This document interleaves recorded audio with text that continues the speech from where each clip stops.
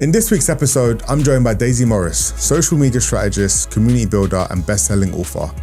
In this episode, we dive into creativity, vulnerability, and why building community is the key to growth for any business or creative.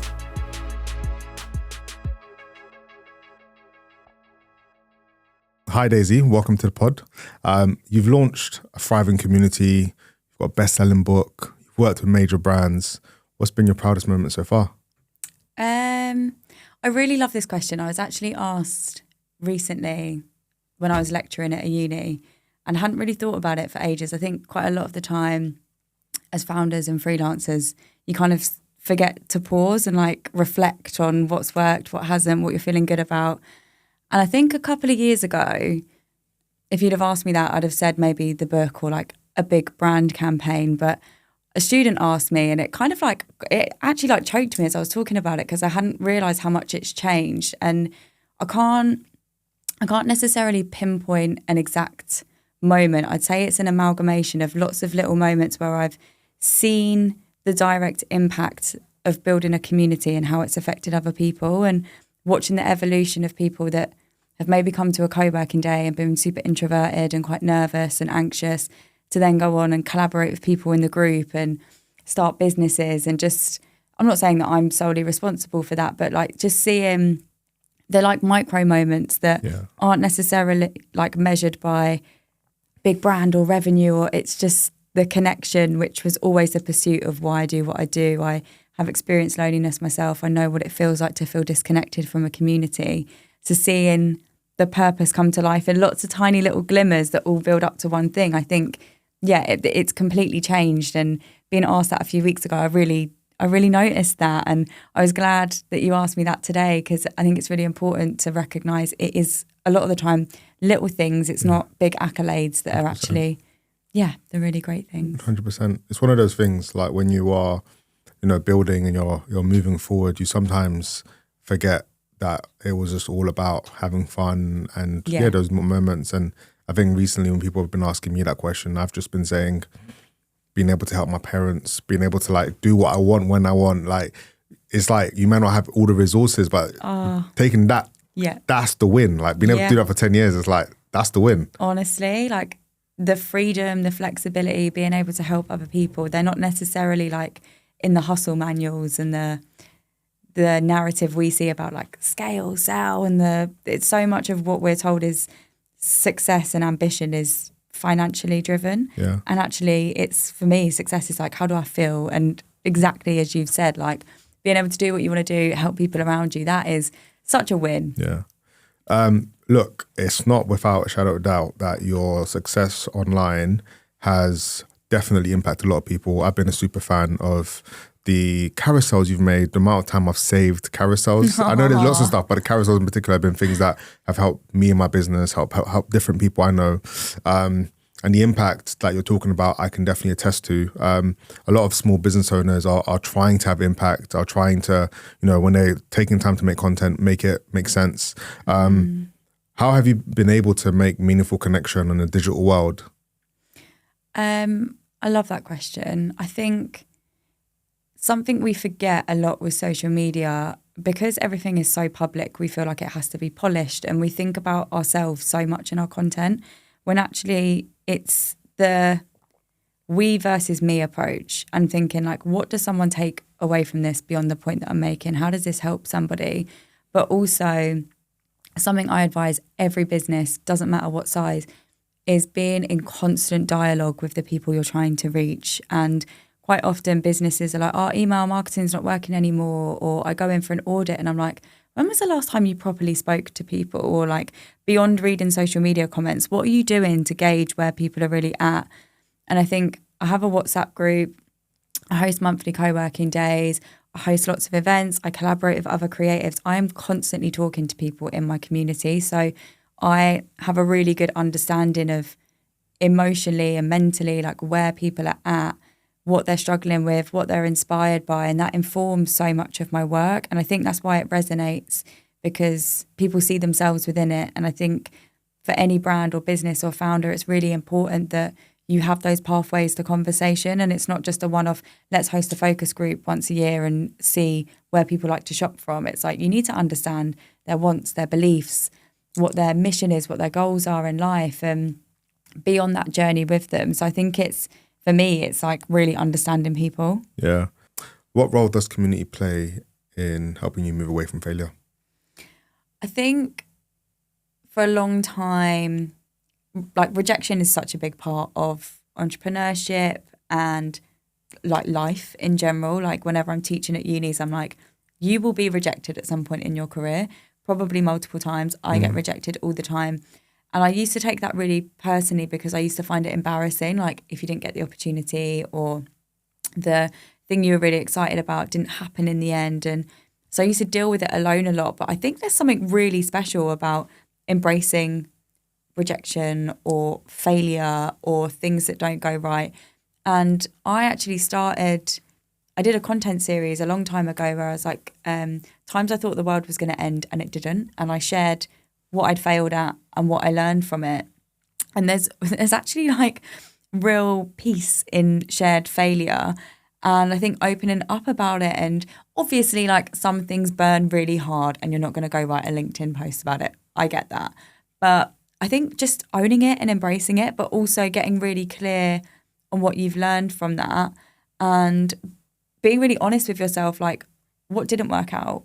Why didn't it work out? What could I have done differently?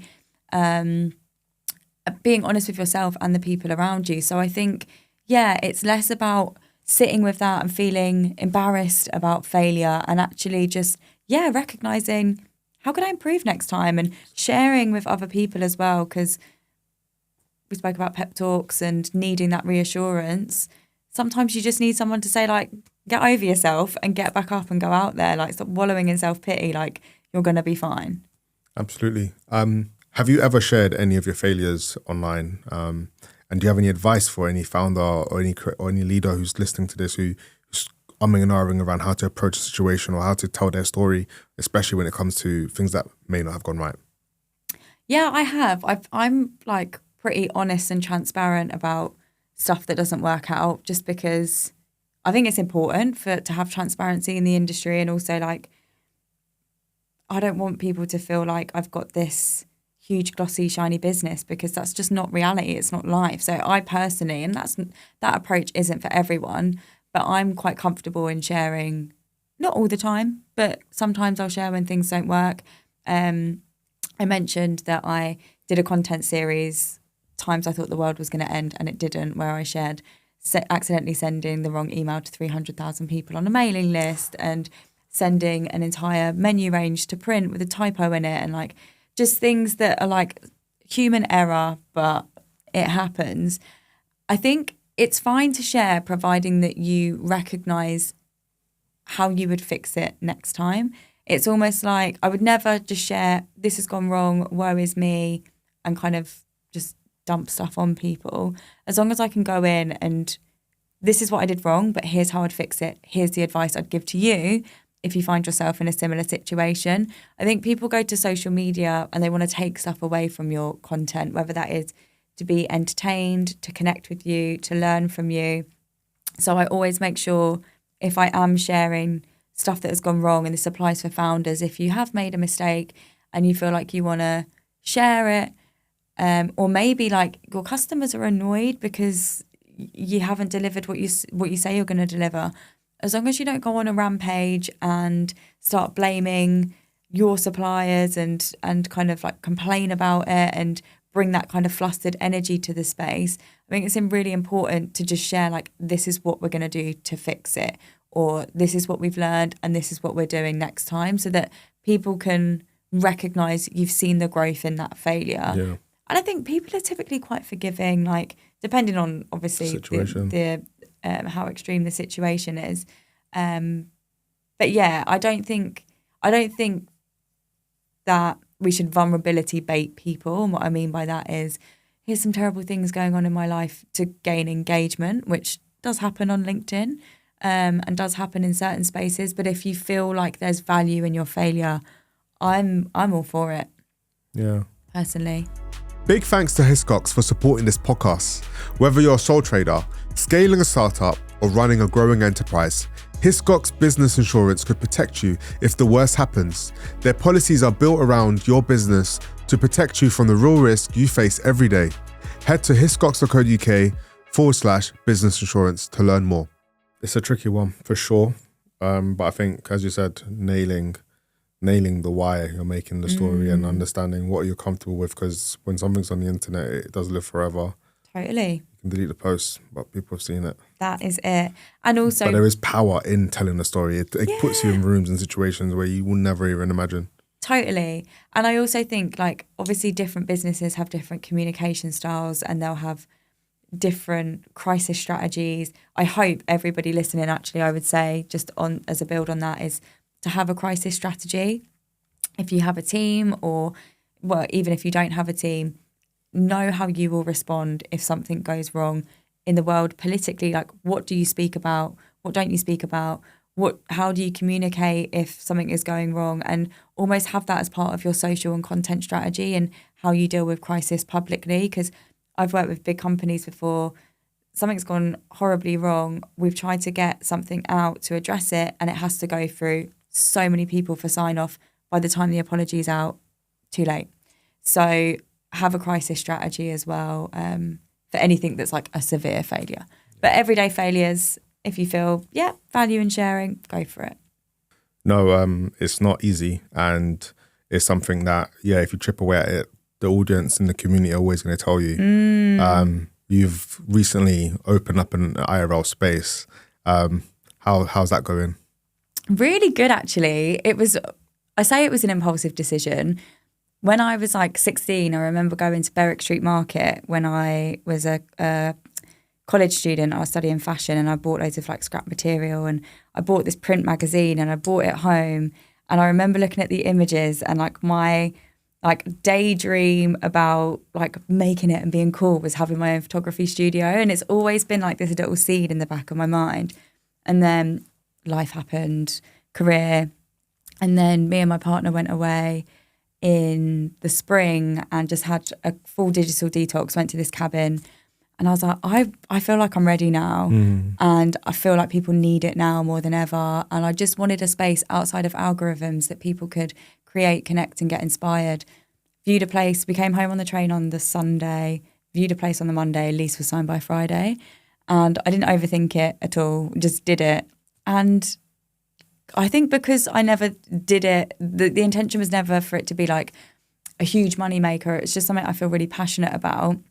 It's naturally just kind of like done its thing, and it's been really busy, and we've had loads of people through the door, and we're both like, oh my gosh, there's people in the space and they're making really cool stuff, and it's like a dream that's become a reality, and it's so cool to see it. And I think that's a piece of advice. Maybe not, I think maybe some people would disagree with me, but like sometimes like you don't need to overthink stuff. Like if you think you're 90% ready or even 80% ready, maybe even 70, you are probably ready. So yeah, it was just a seed, do it, bang, and it's been good. What I wanted to ask you next was about knowing, when to switch. What do you do when ideas flop? Do you bin them? Do you save it? Do you improve it? You started touching on it just now.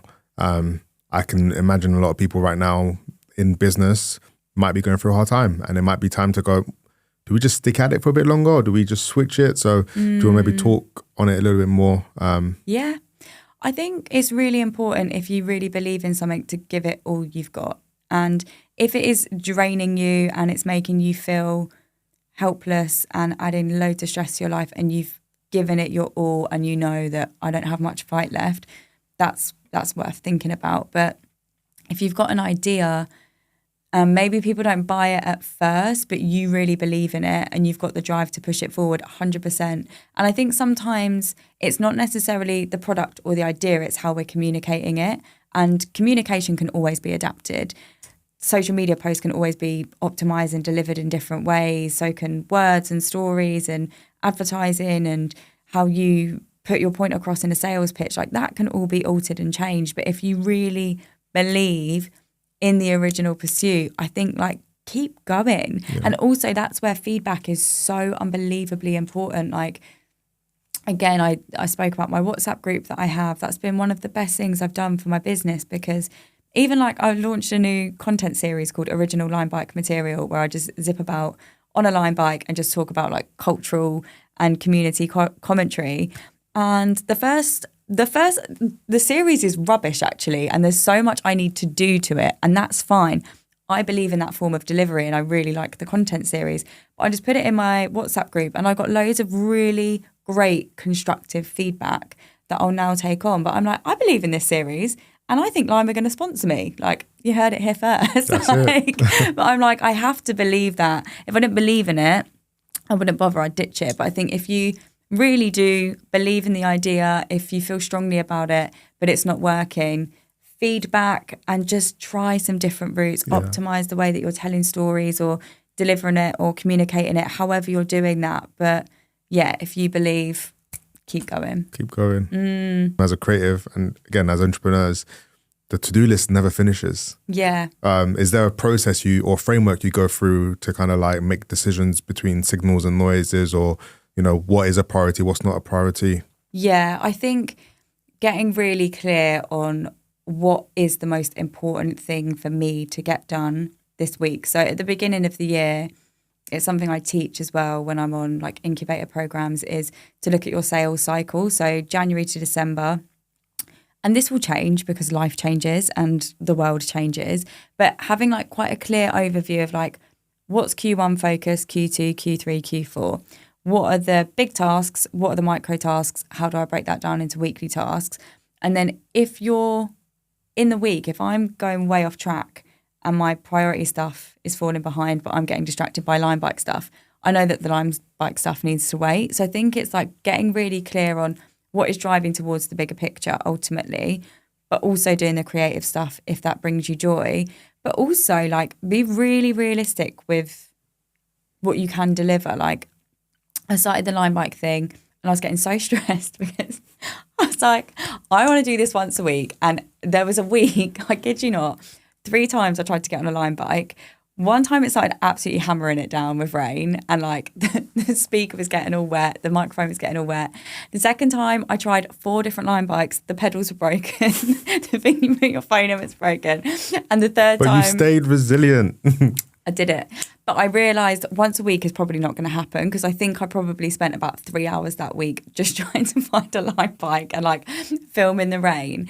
And I spoke to my partner about it actually, and he was like, sorry, why are you doing this once a week? And I was like, I don't know, I feel like I have to do it once a week. And he was like, why don't you just do it once every other week? And I was like, yeah. So I think like, again, like be really realistic with your resources, your time, and don't put too much pressure on it. Like if people are, especially with content, we've spoken about content quite a lot, but I know it's something that founders really struggle with and feel like they're failing at a lot of the time. No one is asking you for it. Yeah. Like it's free. It is something you're doing in your own time. Like if you need to scale back on the amount or the volume, quality over quantity will always win. And there's so much pressure to be so visible and churn. And we're seeing it already, like especially with AI, people are becoming so overwhelmed by the sheer volume of slop that I think the next trend we'll see is like seasonal content that is just really well considered. So it might be that people start to produce quarterly short films that are just like excellently made by real humans, and that will become almost like the next wave of social. Yeah. So I think just keep that in mind, that people are already like so repellent of the slop on their feeds that, yeah, just really well thought out stuff, I think, is the future. As a creative, how do you give yourself the humility or the confidence to kind of like pivot or change when something's not working? I think so much of, and this is just my experience and speaking to lots of founders, so much of the main reason actually that I see people persevere with something that's not working is shame, because they feel like if I stop now, I'm going to look stupid. Respectfully, no one cares about your work as much as you. Like no one is keeping tabs on everything you've said you deliver publicly out loud. Like people are busy, they just don't care. There's people watching this who are probably scared of writing their first book, kind of like me, like I'm in my own head about it. Yeah. Then there's also people who know that this could be a good business card to kind of prove expertise on what they do as a business. And then there's maybe people who are transitioning and they're trying to explain what's coming in the future. That's why they've innovated and built whatever business they're building. And, you know, they might not have a publisher, but that question still stands. What did you learn from this process? Yeah. And what advice do you have for someone who's thinking of putting their story down? I think, like, ask other people that have done it before you, because I went into it so overwhelmed. And I remember it was published in the September, and from like the June to September when it went to print, I barely slept because I was so anxious about just like people destroying me online and saying like, what a waste of money. I have like a real complex about people not feeling like my work is good value for money. And I felt that with the book. I was like, what if people spend money on it and then they're like, this is crap. And thankfully, a really good friend of mine, Steph Sword-Williams, who wrote, I don't think I can swear on here, but it's called F Being Humble. Incredible book, game-changing, all about career confidence. She had written that book before me, and she gave me so much great advice and was a really good person to lean on. Another friend of mine was in the process of writing a book. He had a writing coach, introduced me to him. He gave me some really great words of advice. And I think like the book, ironically, was about community. And at the time, I really did lean into my community. And also, like, there were days where I went to Mexico to write the book. And I was like, I'm going to give myself a month. I'm just going to go to Mexico, write the book. Drank too many margaritas, had a lovely time. What I did write just wasn't great because I didn't really know what I was doing. And when I came back, I was like, I need to just ask for help. And also when I was wobbling in that process, and like, I hate the phrase imposter syndrome, but I know you asked, like, what if someone's feeling like they're not good enough? I totally get it because I was there. But I would definitely say, like, just ask people, like, I'm having a really hard time with this. I feel like it's not good enough. I just need a pep talk. And like, my mum is the best for this. I'm like, I need a pep talk. And she's like, right. And she'll just like reel off all this stuff. And sometimes, like, especially if you're working. Mums know best. They do. And if you're working independently, like, you're so reliant on just moving stuff forward on your own so much. So I think like the book's about community, but really lean into your community and also start small, like start writing Substacks, start writing a newsletter. Look at your social content. You probably have a full book with all the content you've published on LinkedIn, Instagram. So a lot of the book stuff, it was like references, studies, case studies I'd used online before. So you don't have to completely reinvent the wheel as well. Absolutely. And you've nailed us straight to the end, which my final question was, you know, why does community matter? And you kind of, you know, given us brilliant anecdotes throughout the whole time. Now, for someone who's listening who is wanting to build or find their community, what tips do you have for them? You kind of already started to answer it, but if you had to like just wrap it up for us, what tips do you have for someone who's just listened to us for the last half an hour? Something that they can kind of go, you know what, do this, this, and this. I would say step one is to get really clear on your intention and why you're doing it, because if you're doing it because you think it will make your business look better, that's not a good place to start. Like, you have to be really rooted in wanting to connect people. And I also just want to make a point and say community isn't for everyone, and it's absolutely fine if you don't want to do it. Like, there's a lot of chatter in the marketing world where people are like, you have to have a community. I'm also like, there's other ways to tap into community. You can collaborate with people. You can take different routes. You don't have to have a big community. It might not be right for your brand, but if you feel you want one, and if you feel there's meaning and purpose behind it, just have a really clear why, because it is hard and there will be times where you're like, why have I done this? But if you have the why to come back to, really cliche advice, everyone, you know, find your why, but it's the truth. Like, if you can think of the person that you're helping in the times where you're like, oh, this is really difficult, you'll always feel more likely to pursue it.